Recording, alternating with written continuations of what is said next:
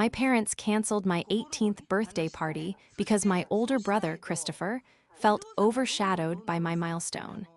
They told me to be understanding, but I packed my bags instead.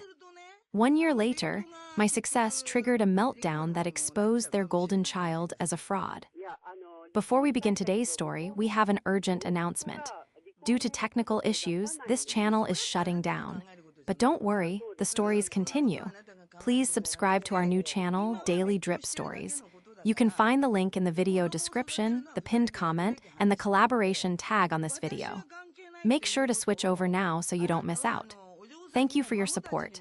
Now back to the story. The silence in the kitchen was the first thing that hit me. It wasn't a peaceful silence. It was heavy, suffocating, the kind that hangs in the air before a storm breaks.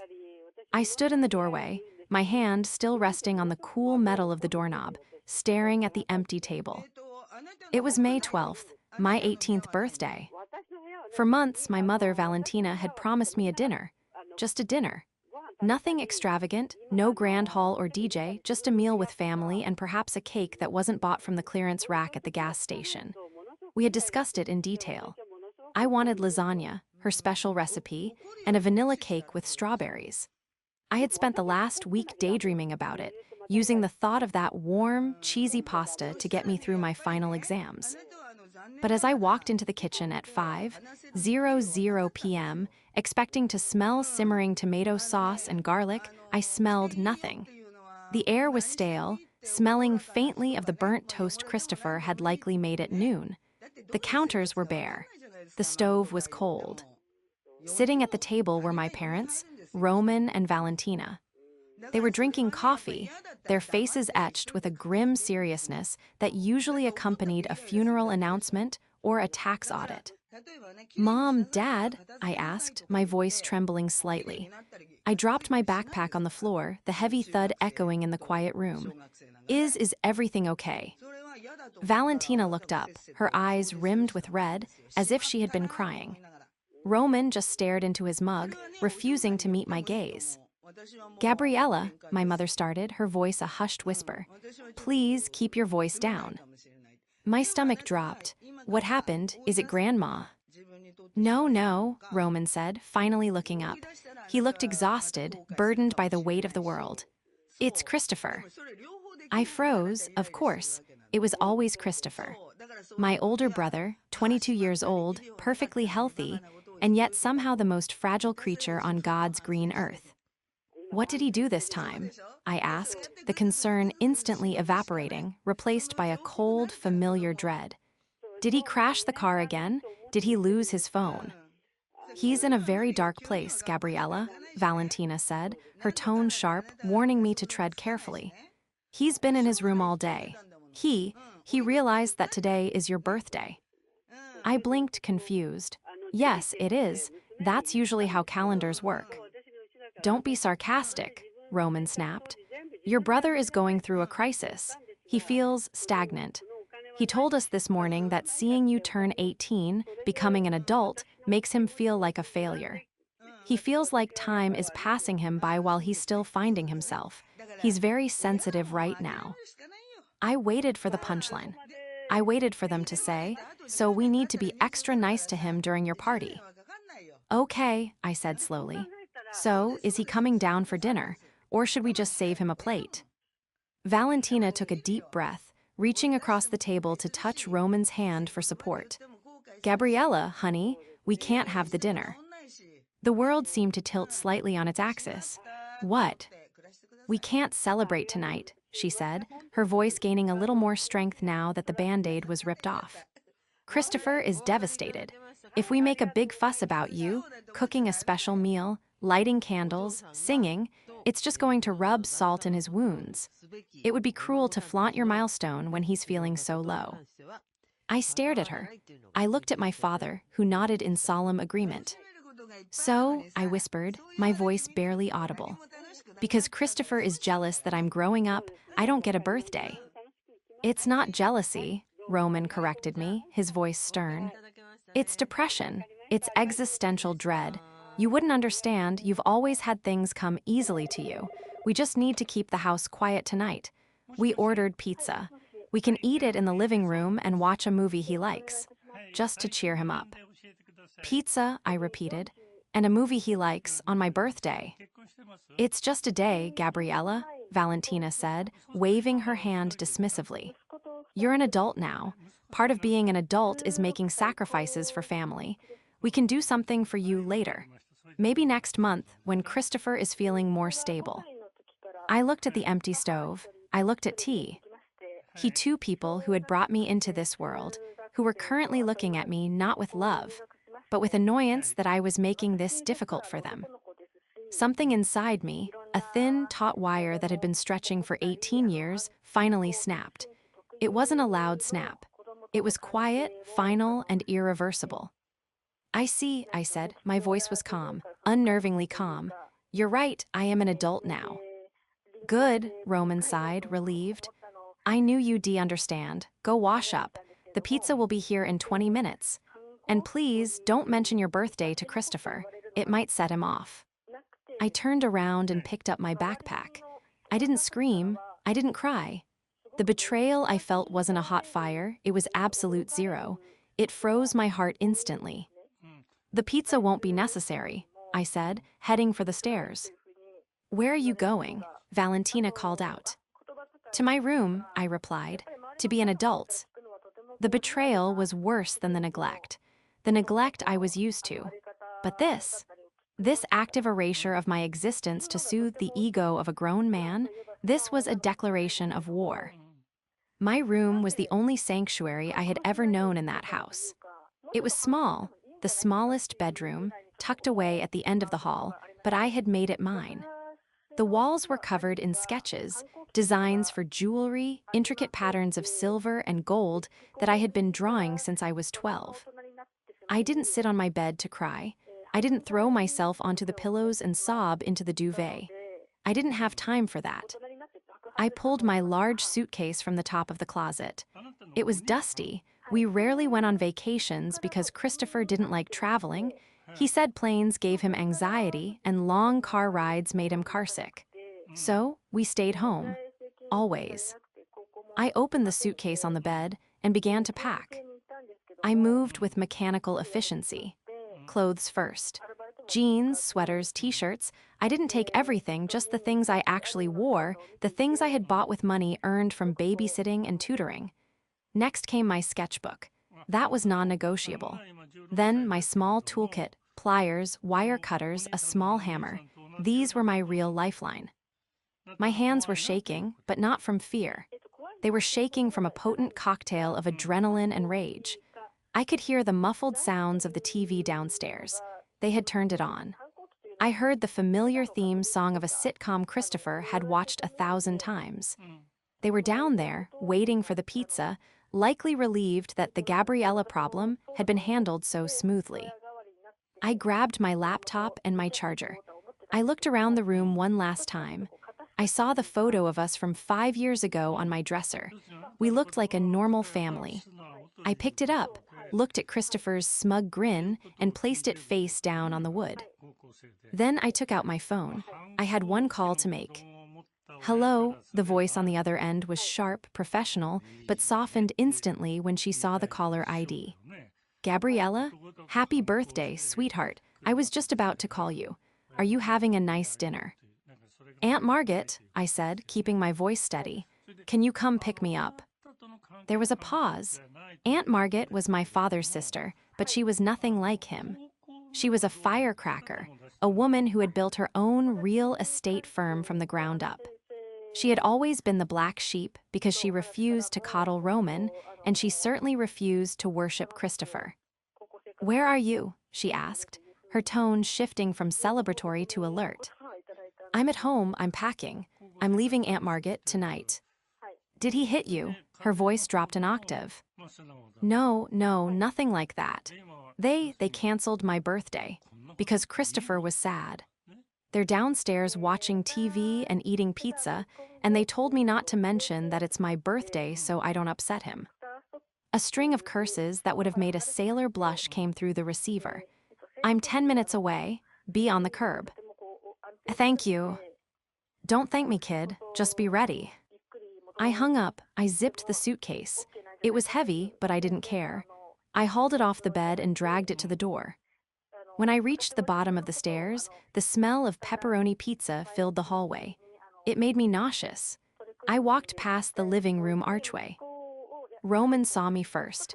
He was mid-bite, a slice of pizza folded in his hand. He froze. Valentina turned, her eyes widening as she saw the suitcase. And there, lounging on the recliner like a king on his throne, was Christopher. He was wearing his pajamas at 5:30 p.m. and didn't even look away from the TV. Gabriella, Valentina stood up, wiping her hands on a napkin. What are you doing? Are you doing laundry? I'm moving out, I said. My voice rang clear and true in the living room. Christopher finally looked over. He blinked, his expression blank and disinterested. Can you guys keep it down? This is the good part. Hush, Christopher, Roman said, standing up. Gabriella. Stop being dramatic. Put the bag away. You're not going anywhere. I'm 18, I said, tightening my grip on the handle. As you so helpfully reminded me an hour ago, I am an adult. And as an adult, I am choosing not to live in a house where my existence is an inconvenience. You're overreacting, Valentina said, her voice rising to a shrill pitch. We said we'd celebrate next month. Why do you have to be so selfish? Look at your brother. He's having a crisis and you're making this all about you. It is about me, I snapped. It's my birthday, but you know what? It's fine. You guys enjoy the pizza, enjoy the sitcom, enjoy coddling him until he's 40 and still sleeping in that recliner. If you walk out that door, Roman warned, pointing a finger at me, don't expect a penny from us. No college tuition, no car insurance, nothing. You think it's easy out there? You'll be crawling back in a week begging for a hot meal. I looked at Christopher. He was smirking now. He was enjoying this. He loved seeing me in trouble. He loved knowing that even on my day, he was the center of attention. I won't be back, I said. You have nothing, Roman shouted. You have no job, no degree, and no money. I opened the front door. The cool evening air hit my face, smelling of freedom and rain. I looked back at them one last time. I have more than you think, I said. They thought they held all the cards because they controlled the bank accounts. They thought they owned me because they paid for the roof over my head. But they had forgotten one crucial thing. They had forgotten that for the last 3 years, while Christopher was finding himself and they were busy managing his moods, I had been building something in the shadows. They saw a daughter. They didn't see the business partner I had already become. To understand why I walked out that door with such conviction, you have to understand the dynamic of my house. For as long as I can remember, the world revolved around Christopher. He was the firstborn, the son, the carrier of the family name. When he was 5, he drew a stick figure, and my parents framed it in the hallway, calling him a prodigy. When I was 7 and won the school's spelling bee, they forgot to pick me up from the ceremony because Christopher had a stomach ache. It wasn't just favoritism, it was idolatry. Christopher was now 22. He had dropped out of 3 different colleges. The first one was too academic, the second was too stifling for his creativity, and the third, a culinary school, he quit because the chef yelled at him. I don't respond well to aggression, he had told my parents, and they nodded sympathetically, blaming the instructor for crushing his spirit. Since then, he hadn't worked a day. Not one. He spent his days sleeping until noon, playing video games, and occasionally scrolling through social media to announce his next big project. 1 month he was going to be a Twitch streamer. My parents bought him a $3,000 setup, camera, microphone, lighting ring, the works. He streamed twice, got 0 views, and quit because the algorithm is rigged against new creators. Then he decided he was a stock market guru. Roman gave him $5,000 to invest. It was gone in a week. Christopher claimed the market was manipulated by hedge funds and it wasn't his fault. Roman apologized to him for the stress of losing the money. I, on the other hand, was the invisible utility player. I cooked dinner 3 nights a week starting when I was 14 because Valentina was too exhausted from dealing with Christopher's emotional needs. I did my own laundry. I maintained a 4 GPA not because they pressured me, but because I knew grades were my ticket out. But the real conflict, the thing that rotted the foundation of our family, was Christopher's malice.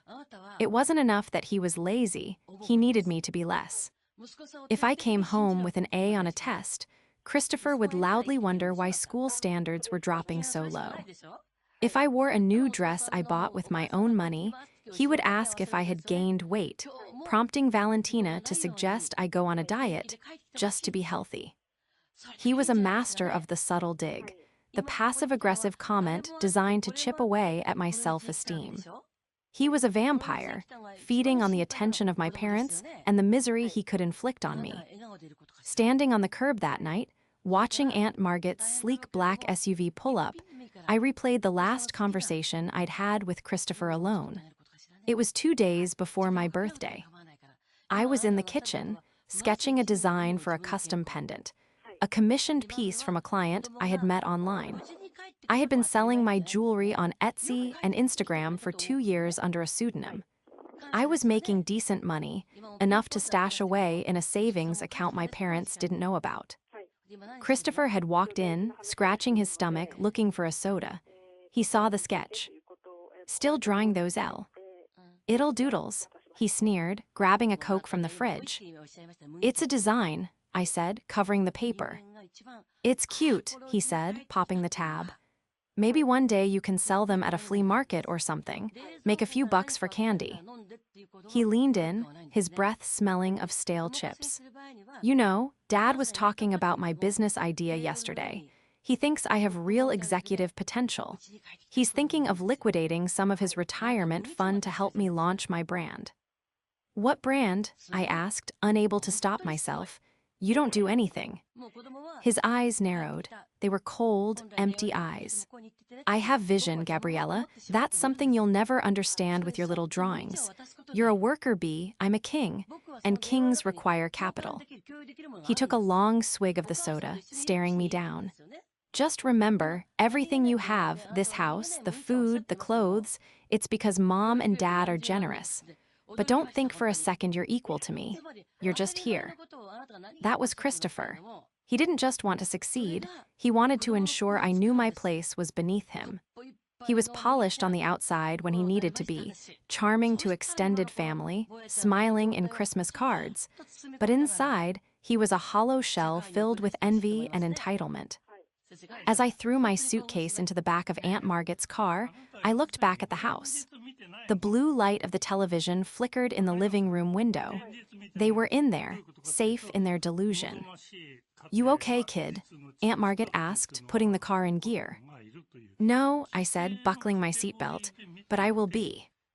"Where to?" "Anywhere but here," I said, "and Aunt Margot." "Yeah, I need to file for an LLC." Margot glanced at me, a slow, predatory grin spreading across her face. She didn't ask why. She didn't tell me to go back and apologize. "Relentless," she said approvingly.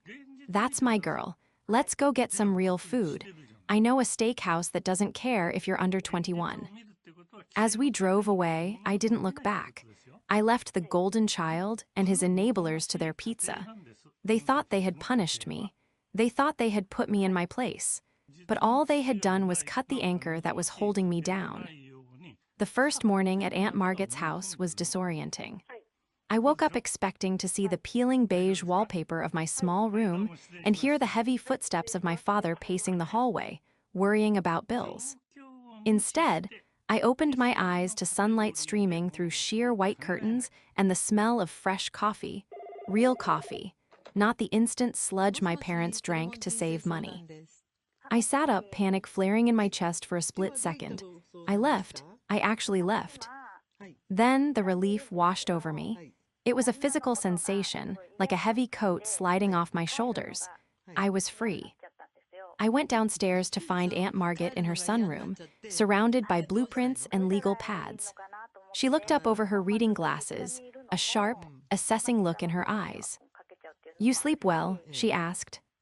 "Better than I have in 18 years, I admitted, pouring myself a cup from the pot on the sideboard. Good, because we have work to do. She tapped the chair opposite her. Last night, you mentioned an LLC. You mentioned you have more than they think. I'm not running a charity here, Gabriella. If you're going to stay, I need to know what your plan is. I love you, but I won't enable you. That's your parents' job. I sat down and opened my laptop. My heart hammered against my ribs. This was the first time I was showing anyone the truth. I logged into my bank account, then my sales dashboard, and turned the screen toward her. I don't need charity, I said softly. Margaret leaned in. She squinted at the screen. Then she pulled her glasses down her nose and looked closer. Her eyebrows shot up toward her hairline. Is this correct? She asked, pointing at the revenue column. Yes, I said. I started Belladon Jewelry 2 years ago. I create custom architectural pieces using recycled silver and semi-precious stones. It started slow, just a few sales on Etsy. But 6 months ago, a mid-tier fashion influencer found my page. She wore one of my chokers to a gallery opening. Since then, I've been on a 6-week waitlist. Margaret looked at the number again. It was over $40,000 sitting in a high-yield savings account. It wasn't millions, but for an 18-year-old who had supposedly nothing, it was a fortune. My parents don't know, I added quickly. If they knew, they would have made me give it to Christopher for his ventures. I used a PO box for supplies. I did the work at night while they slept. Margaret leaned back, a slow, proud smile spreading across her face. You're a shark, Gabriella. A quiet, deadly little shark. I need to protect it, I said, my voice hardening. I'm 18 now. Legally, it's mine, but I know them. Roman, Dad, he thinks he owns me. If he finds out, he'll try to claim I used household residue. R says, or something ridiculous. I need a lawyer. I know just the guy, Margaret said, reaching for her phone. We're going to lock this down so tight, not even a neutrino could get through.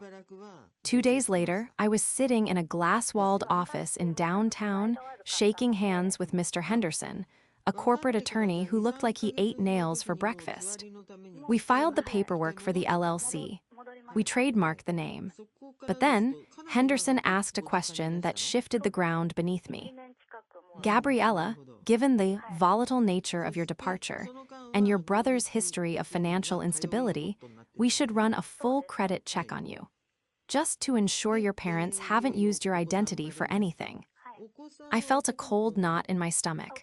They wouldn't do that. They ignore me. They don't think about me enough to use my name. Let's just check, Henderson said. When the report came back 10 minutes later, Henderson's face remained impassive, but he sighed. It appears there is a credit card opened in your name 6 months ago, he said, sliding a paper across the desk. It's nearly maxed out, $3,000, mostly electronic stores and online gaming credits. I stared at the paper. Christopher. He must have taken my social security card from the filing cabinet, I whispered. The betrayal was a physical blow. It wasn't just that they ignored me. It was that they, or at least Christopher, saw me as a resource to be harvested. We will dispute this immediately as fraud, Henderson said, his pen hovering over a notepad. But this means war, Gabriella. If we file a fraud report, the police get involved. It will trace back to the IP address at your parents' house. I thought about the canceled birthday. I thought of the pizza. I thought of Christopher smirking as I dragged my suitcase out the door. File it, I said, and I want to know everything else. If he's doing this to me, what is he doing to them? I have a private investigator I use for due diligence, Henderson said. If you want to know the financial health of the household you just left, to protect yourself from future liability, we can look. Do it, I said. I want to know exactly what I'm up against. 3 months passed. I was living in Aunt Margaret's guest cottage, which I had converted into a full studio. My business was exploding. I had hired a virtual assistant to handle emails and was currently negotiating a contract with a boutique retailer in the city. I bought a car, a reliable, newer model sedan, fully paid for in cash. I dressed differently now. Gone were the oversized hoodies I used to hide in. I wore tailored blazers and sharp trousers. I felt like a different person. But the past has a way of knocking on the door. It started with a text from Valentina. We need to talk. Family meeting. Olive Garden, noon tomorrow, don't be late. No, how are you? No, we miss you. Just a summons. I showed it to Margaret. You don't have to go, she said, sipping her tea. I do, I replied, checking my reflection in the hallway mirror. I applied a layer of red lipstick war paint. Henderson's investigator sent over the preliminary report on their finances yesterday. It's bad, Margaret. If I don't set boundaries now, they're going to show up on your doorstep with suitcases when the bank takes the house. I'd turn the hose on them, Margaret muttered. But fine, go, take my car if you want to look even more intimidating. No, I said, my car is fine, it's mine. I arrived at the restaurant at 12:05 p.m. I made them wait 5 minutes. When I walked to the table, the visual contrast was jarring. My parents looked 10 years older. Roman's shoulders were slumped, his skin gray. Valentina looked frantic, her eyes darting around the room as if she expected a debt collector to jump out from behind a breadstick basket. And then there was Christopher. He was wearing a designer watch, fake, I could tell from here, and a shirt that cost more than my weekly grocery budget. He was scrolling on his phone, looking bored. You're late, Roman grunted as I sat down. I'm busy, I replied smoothly, placing my clutch on the table. Hello, Mother, Christopher. Nice blazer, Christopher scoffed without looking up. Thrift store find. It's Italian wool, I said calmly. What do you want? Valentina leaned in, her voice trembling. Gabriella, we're in a bit of a tight spot. Temporary, of course, but with Christopher's new venture launching soon, our liquidity is tied up. What venture? I asked, looking directly at my brother. Cryptocurrency arbitrage, Christopher said, using buzzwords he clearly didn't understand. I'm on the verge of a massive return, but you have to spend money to make money, right? So, Roman interrupted, clearing his throat. We know you're staying with Margaret. We assume you're working some little job. We need you to contribute. We calculated that for the 18 years we raised you, you owe us approximately. Stop, I said. I didn't raise my voice, but the sharpness of it made Roman click his mouth shut. I am not giving you money, I said, and I am certainly not giving him money. It's not for him, Valentina cried. It's for the family. The mortgages, we're a month behind. A month, I laughed, a dry, humorless sound. I know about the second mortgage, Dad. I know about the home equity line of credit you maxed out last year. I know that you liquidated your 401k 3 months ago. The color drained from Roman's face. How do you know that? Because I hired a lawyer to fix the credit fraud Christopher committed against me, I said, locking eyes with my brother. Christopher flinched. I was just borrowing. It's identity theft, Christopher, I said pleasantly. We disputed the charges. The credit card company has likely already flagged your IP address. You might want to be careful answering the phone. You little snitch. Christopher slammed his hand on the table, causing the silverware to rattle. You're trying to ruin me. Mom, tell her. She's jealous because I'm about to be a millionaire. Gabriella, how could you? Valentina whispered, looking at me with horror. He's your brother. He needed that equipment for his work. His work, I pulled a folded piece of paper from my purse. It was a printout from the investigator. This is a record of his investments. Online poker, sports betting, and a subscription to a website that, well, let's just say it's not for children. That's where the money went. That's where your retirement went. I slid the paper across the table to Roman. He looked at it. His hands shook. He saw the dates, the amounts, the websites. Christopher stood up, his face purple with rage. That's fake. She forged it. She's always been a liar. She's trying to tear this family apart because she's miserable and alone. Sit down, Christopher, Roman whispered, but he didn't look up from the paper. No, I won't sit down, Christopher yelled, drawing stares from other tables. She's a loser. She's working some minimum wage job and thinks she's better than us. I am the future of this family. I stood up. I smoothed my blazer. Actually, Christopher, I own my own company. I made more last month than you've made in your entire life. I'm not the one tearing this family apart. I'm just the only one who stopped digging the hole.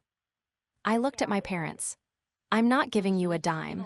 If you lose the house, it's on you. You chose him. You keep choosing him. Enjoy the consequences. I turned and walked away. Behind me, I heard Christopher screaming, "She's lying, she's lying," and the pathetic sound of my mother trying to hush him. I thought the lunch would be the end of it, but it only accelerated the spiral. Over the next 6 months, the gap between my reality and theirs widened into a canyon. My jewelry brand, Gilded Lily, was featured in a major lifestyle magazine. They did a 2-page spread on the young artisan redefining luxury. There was a photo of me in my studio, welding a silver cuff, looking fierce and focused. I didn't send it to my parents. I didn't have to. Aunt Margaret told me that a neighbor had shown it to Valentina at the grocery store. Apparently, the reaction wasn't pride. It was hysteria. Christopher began a campaign of digital harassment. He created anonymous accounts to leave 1-star reviews on my store, claiming the metal turned his skin green or that I never shipped the items. We can sue him for libel, Henderson suggested during one of our monthly strategy meetings. Not yet, I said, watching the sales tick up despite the reviews. My loyal customers were drowning out the trolls. Let him exhaust himself. He's getting sloppy. And he was. The investigator, Mr. Vance, was uncovering a trail of destruction that was truly breathtaking. He's moved on from your parents, Vance told me over the phone one rainy Tuesday. They're tapped out. Roman is working double shifts at the warehouse just to pay the interest on the loans. So, Christopher found a new target. Who? I asked, dread curling in my stomach. His fiancée, Vance said. He has a fiancée. A girl named Sarah. Sweet kid, works as a nurse. He met her online. He's convinced her to take out a personal loan for their dream wedding and a startup investment for him. He's draining her dry, Gabriella, just like he did to your parents. I felt sick. It was one thing for my parents to ruin themselves. They were adults who made their choice. But dragging an innocent third party into his black hole. Get me proof, I said. I want bank transfers. I want text messages. I want everything. I'm already on it, but there's a deadline. What deadline? Aunt Margaret's 50th wedding anniversary party. It's in 2 weeks. I had almost forgot. Aunt Margaret and Uncle Ben were throwing a massive celebration. It was a mandatory family event. Extended cousins, business partners, old FR. Eanes, everyone would be there. And because Margaret was the matriarch figure now, my parents would be there. They wouldn't dare miss the chance to rub elbows with Margaret's wealthy friends, hoping for a bailout. Christopher is planning something for that party, Vance warned. He's been bragging on his Discord channels about a big reveal that's going to put his arrogant sister in her place. He claims he's going to expose you as a fraud in front of everyone. Let him try, I said, my grip tightening on the phone. The week before the party, the evidence arrived. A thick manila envelope landed on my desk. I opened it and flipped through the pages. It was a masterclass in deception. Fake invoices he had created to show my parents business expenses. Withdrawal slips where he had forged Roman's signature. And the worst part, a screenshot of a text thread with Sarah, the fiancée. Sarah, Chris, I can't take out another loan. The bank said no. Christopher, if you loved me, you'd find a way. My sister stole my business idea, Sarah. I need this money to sue her and get what's mine. Once I win, we'll be rich. Don't you trust me? He was using me as the villain to scam her. He was telling people I stole his designs, his company. That's why he was so confident. He believed his own lie so thoroughly that he thought he could convince the world. I closed the folder. My hands were trembling, not with fear, but with the cold, hard certainty of what had to be done. I called Margaret. Is the guest list finalized? I asked. Yes, she said. Your parents and the golden boy are confirmed. He even asked if he could make a toast. Let him, I said, let him speak first. Gabriella, Margot's voice was cautious. What are you going to do? I'm going to give him exactly what he wants, I said, staring at the magazine framed on my wall. He wants the spotlight. I'm going to make sure he shines brighter than he ever has before. I looked at the folder. This wasn't just a defense anymore. It was an execution. The venue for Aunt Margot's 50th wedding anniversary was a restored botanical garden estate on the edge of the city. It was a place of glass walls, hanging wisteria, and soft, golden lighting. A stark contrast to the dark, suffocating house I had fled a year ago. I arrived in my own car, a sleek charcoal sedan that I had paid for in full. I wore a dress I had designed myself, a deep emerald silk gown with a structural silver collar that mimicked the organic curves of a lily. It was a walking advertisement for gilded lily, and it was armor. As I walked into the main hall, the air was thick with the scent of jasmine and expensive perfume. I spotted Aunt Margot immediately, holding court near the champagne tower. She caught my eye and gave a subtle, steel-spined nod. She knew what was in the clutch purse tucked under my arm. Then I saw them. My parents were huddled near the buffet, looking like ghosts haunting a feast they weren't invited to. Roman's suit was ill-fitting, hanging loosely on a frame that had lost significant weight.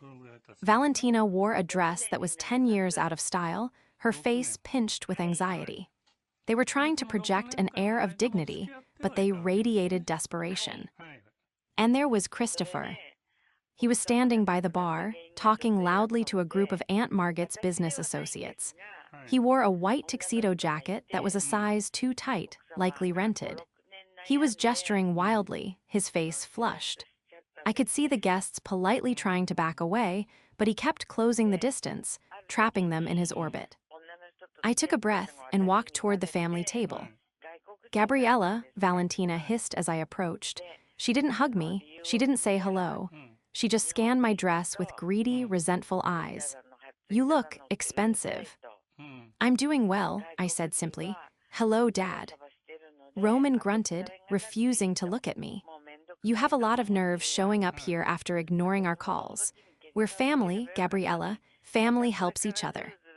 Family doesn't steal identities, I replied, my voice low so as not to cause a scene. Yet. Oh, drop it, Christopher said, sliding into the seat next to me. He smelled of alcohol and nervous sweat. You and your little lawyer, you think you're so smart. You're going to be hearing from my lawyer soon. Is that so? I asked, unfolding my napkin. Does your lawyer accept payment in Monopoly money? Because that's all you have left, Christopher. He sneered, leaning close. You'll see, tonight changes everything. I'm going to put things right. I looked past him, scanning the room until my eyes landed on a young woman sitting alone at a small table near the back.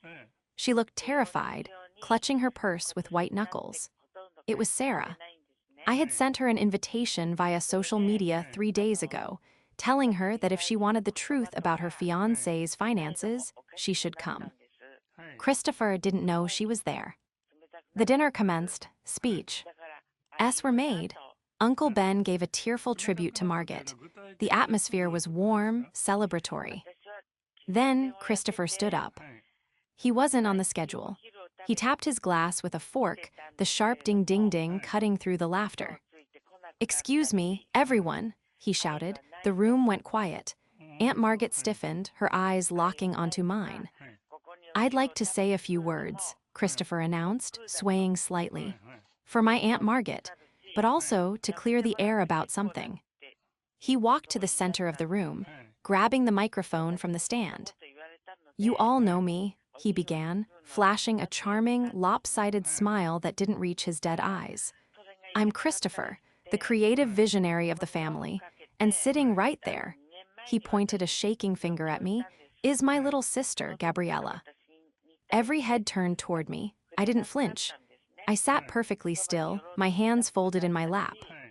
She looks successful, doesn't she? Christopher laughed bitterly. Fancy dress, new car. Everyone thinks she's some kind of jewelry genius. But I think it's time the family knew the truth.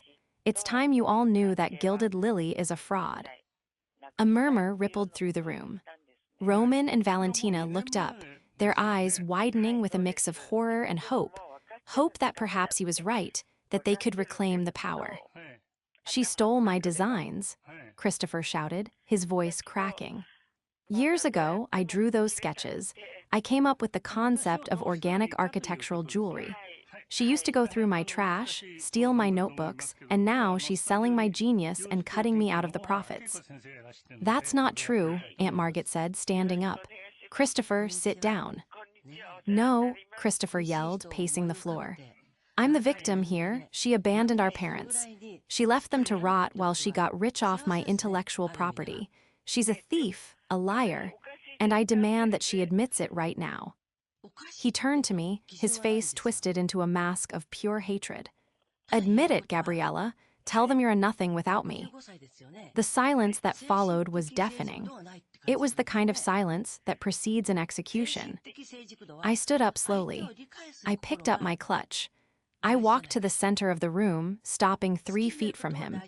He loomed over me, expecting me to cry, to run, to crumble like the little sister I used to be. "Are you finished?" I asked. My voice was calm, amplified by the acoustics of the glass room. "I'm finished when you admit you owe me everything," he spat. I opened my clutch and pulled out the thick manila envelope. I turned to the audience. "My brother claims I stole his designs," I said, projecting my voice clearly. "But the United States Patent and Trademark Office might disagree. I filed for my first copyright 3 years ago. Christopher, can you tell everyone what you were doing 3 years ago?" I was developing the brand," he stammered. "No," I said, pulling out a sheet of paper. 3 years ago, according to your own social media history, which you forgot to scrub, you were trying to become a professional Call of Duty player. You streamed for 6 months. There is not a single sketch, not a single file, not a single piece of evidence that you have ever designed a piece of jewelry in your life." "I kept them secret," he screamed. "Secrets don't leave paper trails," I said, "but fraud does." I turned toward the back of the room. "Sarah, could you come here, please?" Christopher froze. The color drained from his face so fast he looked like a corpse. He turned slowly to see his fiancée walking through the crowd. She was trembling, tears streaming down her face, but she held her head high. "Sarah," Christopher whispered, "what are you doing here?" Sarah stopped next to me. She didn't look at him. She looked at the guests. "Christopher told me that Gabriella stole his money," Sarah said, her voice shaking but audible. "He told me he needed $20,000 to sue her. He made me take out a loan against my car. He said it was for legal fees." "It was," Christopher pleaded, reaching for her. "Baby, listen." "Don't touch me," she snapped, recoiling. I handed Sarah the bank statements from the investigator's file. She held them up. "These are the transfer records," I said to the room. The money Sarah gave him didn't go to a lawyer. It went to an offshore gambling site. And the business loan my parents took out against their house, that went to pay off his debts to a bookie in Vegas. I turned to my parents. Roman was clutching his chest. Valentina had her hand over her mouth. "He didn't invest your retirement, Dad," I said, looking him dead in the eye. "He gambled it. He lost it all. And then he tried to steal my identity to keep the game going. I didn't ruin this family.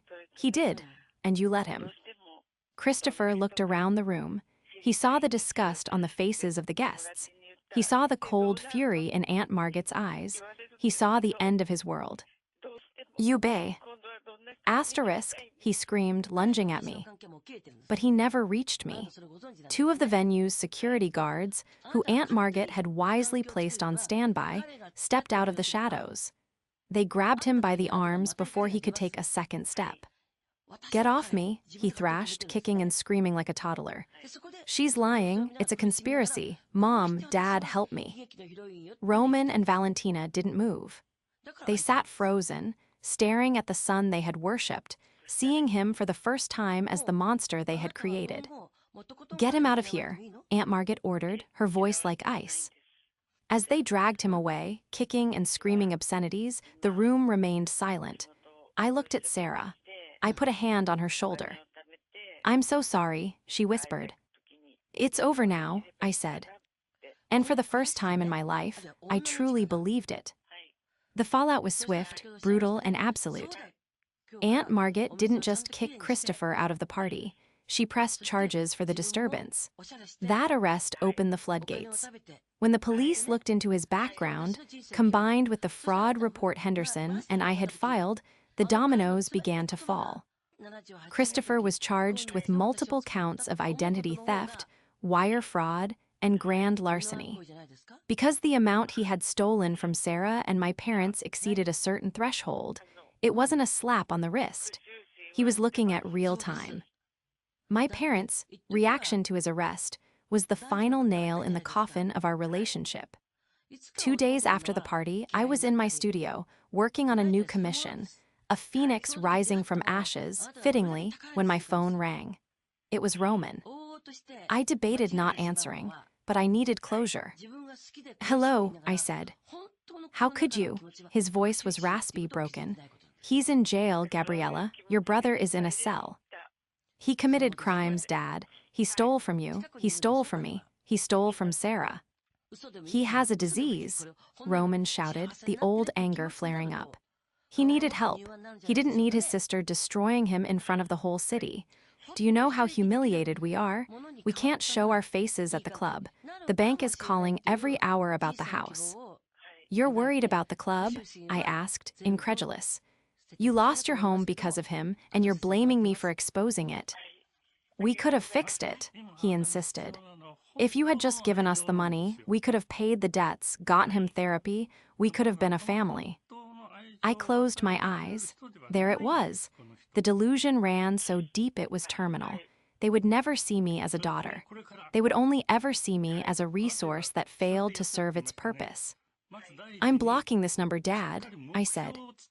"Gabriella, wait, we have nowhere to go, if the bank takes the house."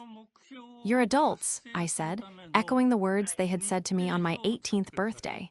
"You'll figure it out." I hung up. Then I blocked the number. I blocked Valentina's number. I blocked the house line. 6 months later, I walked out of the courthouse with Sarah. She had testified against Christopher. He had taken a plea deal, 3 years in prison, followed by 5 years of probation and mandatory restitution. It was a light sentence, perhaps, but for a boy who had never been told no in his life, 3 years in a concrete box would be an eternity. My parents had lost the house. The last I heard from Aunt Margaret, they were living in a small, one-bedroom apartment on the other side of town.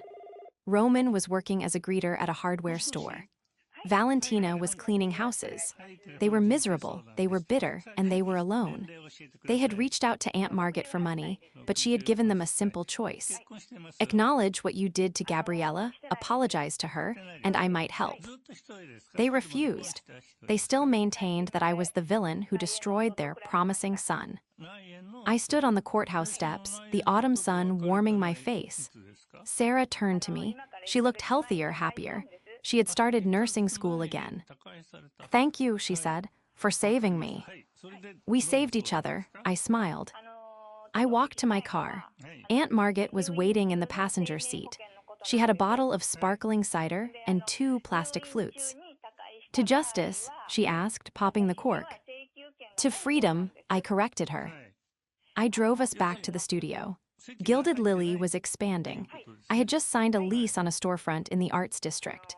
I was hiring my first full-time staff.